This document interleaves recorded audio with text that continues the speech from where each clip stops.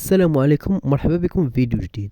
في هذا الفيديو غنهضروا على واحد 3 ديال المحتويات اللي كتعتبر من اكثر 3 محتويات تحقيقا لارباح في مواقع التواصل الاجتماعي، سواء الفيسبوك او اليوتيوب.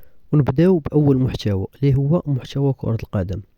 معروف انه صعيب انك تصنع محتوى في كرة القدم وتحقق منه ارباح، يعني ولا بد يقدر يكون عندك حقوق طبع والنشر يضربوا كوبي رايت.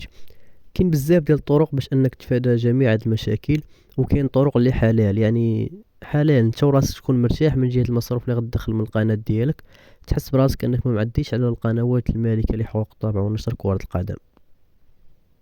وكاين طرق نحاول نشرحهم في هذه القناه ان شاء الله، الا مشات مزيان وكبرات نقدر نشرحهم في فيديوهات قادمه ان شاء الله. وندوزو لدابا المحتوى الثاني اللي هو المحتوى الكوميدي. يعني غير مثلا كنتي مكونيكتي يطلع لك شي فيديو ديال كابور والحبيب ولا شي فيديو كوميدي، ضروري غتفرج فيه، يعني غتفرج فيه اكثر من النص ديالو ولا غتقدر تكملو. الفيديو المحتوى الكوميدي كيجلب واحد النسب ديال المشاهده عاليه، لذلك كيعتبر من بين المحتويات اللي كتدخل واحد المصروف جيد ومحترم. وندوزو دابا للمحتوى الثالث والاخير اللي هو المحتوى ديال التقنيه وديال البرمجيات، بحال مثلا المحتوى اللي كيدير امير رغيب. وغير الا دخلتوا القناه ديال امير رغيب غتلقاو واحد المشاهدات عاليه، واحد المشاهدات خياليه، يعني فيديوهات عنده من سنين قديمه، واحد 10 سنين هو كيلوح في القناه ديالو، ومع ذلك باقا كتجيب مشاهدات.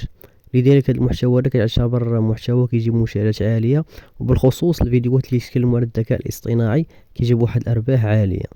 هادشي كاين في هذا الفيديو، كاين بزاف ديال المحتويات اخرين اللي كيجيبوا كذلك حتى هما ارباح عاليه ومحترمه. يمكن الانسان يجرب اي محتوى في القناه ديالو، المحتوى اللي غيلقى فيه المشاهدات ولا غيلقى راسو كيفهم فيه ولا غيلقى الاشتراكات والمشاهدات بداو كيتزادوا، يستمر فيه ويكون الخير ان شاء الله، وبالتوفيق للجميع.